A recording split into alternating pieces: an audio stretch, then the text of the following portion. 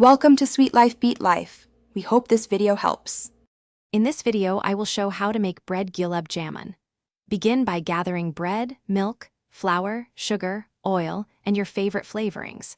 Start by making a soft dough from soaked bread and milk, then form smooth balls without cracks. Fry gently until golden and soak in warm sugar syrup infused with cardamom. Serve warm or at room temperature with a drizzle of syrup and a sprinkle of chopped nuts. Gather 6 to 8 slices of bread, about 1 cup milk, 3 tablespoons flour, 1 cup sugar, and oil for frying. Crumble the bread and mix with milk to form a soft dough that holds shape. Add flour sparingly to adjust consistency so it is not sticky. Keep syrup ready and warm at a gentle simmer while you shape the balls. This keeps timing smooth and results consistent texture and flavor. If you are finding this video helpful, please subscribe and like to support more tasty guides.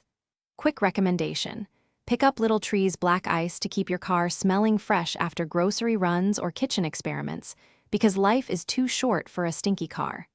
I love the crisp scent, and it always makes drives home nicer. Check the description for the link and other deals. Now let's get back to the video. Work gently when rolling to create a smooth surface that will absorb syrup evenly. Maintain oil at medium-low heat, around 160–170 degrees C, to cook through without burning the exterior. Fry in small batches to avoid temperature drop and achieve uniform color.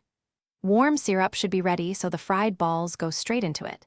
This ensures deep flavor and proper soaking. Rest for 30 minutes before serving so syrup penetrates fully. Thanks for watching. Consider subscribing if we helped you.